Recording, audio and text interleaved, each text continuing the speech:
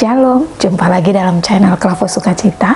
Dari tempat ini, saya hendak ingin membagikan kebenaran firman Tuhan yang terdapat dalam kitab kudus perjanjian baru, yaitu Injil Matius pasal yang ke-26, ayatnya yang ke-42. Oleh sebab itu, sebelum kita baca, mari kita tunduk kepala, kita bersatu di dalam doa. Kita berdoa. Ya Tuhan Allah Bapa kami dalam kerajaan sorga, Bapa yang sebagai firman yang hidup, kami rindu untuk membaca dan merenungkan kebenaran firman.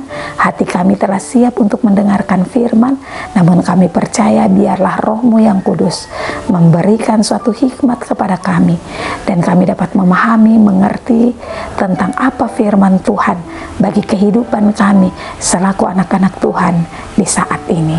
Oleh sebab itu Tuhan, bersabdalah bagi kami siap mendengarkan kebenaran firman-Mu. Amin. Injil Matius pasal 26 ayat 42, di sana diperkatakan di Taman Getsemani.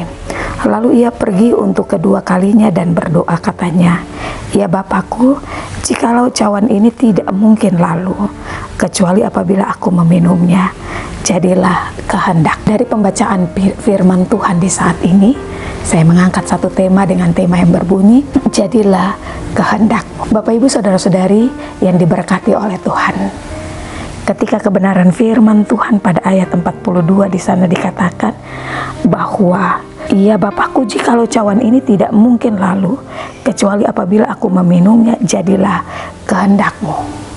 Nah, perkataan ini Bapak Ibu yang diberkati Tuhan, ini mengandung sebuah arti atau makna yang luar biasa. Nah, yang menjadi pertanyaan, kenapa harus Yesus berdoa? Yesus perlu berdoa karena di dalam doa Yesus mendapatkan kekuatan. Yesus tidak dapat mampu untuk melawan apa yang menjadi perintah Tuhan. Kalau kita mau katakan, bukankah Yesus yang kita sembah, Dia ini adalah Yesus yang penuh dengan kuasa. Bisa saja juga Yesus mau menolak apa yang menjadi perkataan Allah. Tetapi Yesus katakan, jikalau cawan ini bisa lalu daripadaku, jangan kehendak Yesus yang terjadi, tetapi biarlah kehendak Bapa yang terjadi. Supaya apa Bapak Ibu yang diberkati Tuhan? Supaya apa yang menjadi karya keselamatan itu dapat nyata dan terjadi dalam kehidupan Bapak Ibu dan saya. Yesus datang ke dalam dunia ini. Dia mau mengorbankan hidupnya untuk menjadi pendamai, menjadi keselamatan bagi kehidupan setiap orang-orang yang percaya. Nah, oleh sebab itu, ketika Yesus mau menyampaikan apa yang menjadi kerinduannya, apa yang menjadi keinginannya supaya cawan itu bisa berlalu, Yesus dia berdoa kepada Tuhan. Mengapa? Sampai dikatakan Yesus harus naik yang kedua kali. Karena Yesus percaya di dalam doa itu ada kekuatan yang akan dia dapati. Ada sebuah kekuatan yang begitu luar biasa ketika dia mau menghadapi setiap peristiwa, setiap tantangan yang sudah ada di depannya.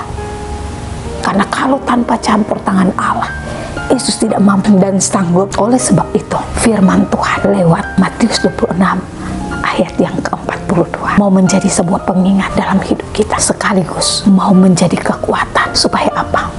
Supaya kita juga tetap kuat untuk menghadapi setiap langkah hidup kita di dalam dunia ini. Karena kalau kita tidak kuat di dalam Tuhan, kita tidak membangun hidup kita ini di dalam Tuhan, kita tidak bergaul karib dengan Tuhan, kita tidak akan dapat mampu dan sanggup. Kita akan menjadi anak-anak Tuhan yang mudah hilang akan suatu pengharapan. Kita akan menjadi anak-anak Tuhan yang tidak pernah ada dalam jalur Kristus. Dalam artian ada dalam jalur Kristus karena kita mudah kecewa, kita mudah putus asa ketika persoalan datang dalam hidup kita. Kita bagaikan anak-anak yang hilang akan pengharapan, yang tidak percaya bahwa Yesus yang kita sembah adalah Yesus yang sungguh luar biasa. Kalau Yesus bisa minta kepada Tuhan, Yesus bisa minta kepada Bapanya dalam kerajaan sorga, mengapa Bapak Ibu dan saya kita tidak dapat minta kepada Tuhan? Minta apa? Kita minta kekuatan. Kita minta supaya Yesus mampukan kita untuk menapaki hari-hari hidup yang Tuhan anugerahkan. Jangan masalah datang, kita, aduh Tuhan kenapa terus begini, aduh kenapa begini dan begitu. Ini yang harus ada dalam hidup kita. Pengorbanan Yesus begitu sungguh luar biasa. dari minggu ke minggu, ketika kita melewati dari prapaskah yang pertama sampai kita memasuki pada prapaskah yang keempat ini, kita mau menghayati bagaimana pengorbanan Yesus dalam hidup kita. Kita belajar daripada setiap minggu-minggu sengsara ini, Yesus perlu minta kekuatan kepada Allah Bapa di sorga. Ketika Yesus dikuatkan, Yesus dimampukan untuk tetap ada pada jalur yang telah Allah tentukan dalam hidupnya. Begitupun dengan kehidupan kita. Ketika kita datang meminta kepada Tuhan, berseru kepada Tuhan, kita terus bangun hidup ini kepada Tuhan, agar dalam sepanjang perjalanan hidup kita, kita juga mau meminta agar Tuhan yang kita sembah, Tuhan yang kita muliakan, Tuhan itu juga yang akan meluruskan setiap perjalanan hidup kita, menuntun kita untuk kita mau tetap menyampaikan kepada Tuhan, jangan kehendak kami yang terjadi, tetapi biarlah kehendak Tuhan yang terjadi dalam sepanjang perjalanan hidup kita. Tuhan mempunyai firman, Dia memberkati kita dari hari ke hari. Amin. Kita berdoa. Sungguh indah kabar-Mu yang mulia Tuhan. Kami belajar daripada keteladanan-Mu. Kalau Engkau boleh mengatakan, jangan kehendak-Mu yang terjadi, tetapi biarlah kehendak Allah Bapa yang terjadi. Kami juga mau menyampaikan kepada-Mu Tuhan, dalam menapaki hari-hari hidup kami, dalam melewati setiap tantangan demi tantangan dalam hidup kami. Kami percaya Tuhan izinkan agar kami mau tetap kuat di dalam Tuhan.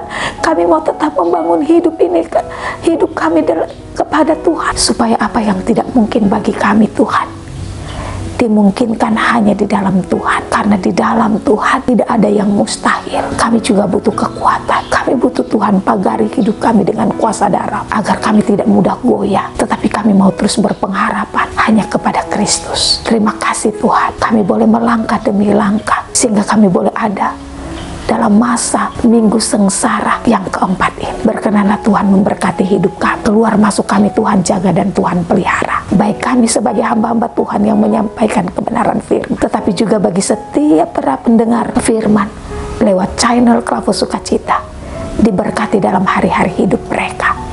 Keluar masuk mereka Tuhan jaga dan Tuhan pelihara. Berkenanlah Tuhan memberkati channel Klavo Sukacita ini, agar biarlah lewat channel ini, dalam suara kebenaran firman Tuhan yang disampaikan oleh hamba-hamba-Mu, diberkati dalam hidup dan kehidupan kami, tetapi juga baik kami sebagai pewarta kebenaran firman, tetapi juga bagi kami sebagai pendengar-pendengar firman. Jadikan kami sebagai alat kesaksian Tuhan yang kecil, agar nama Tuhan selalu dipuji dan dipermuliakan. Terima kasih Tuhan. Ini doa kami, ini syukur kami. Ke dalam tangan pengasihan Tuhan kami berdoa dan menaikkan syukur kami. Amin. Shalom, Tuhan Yesus berkati.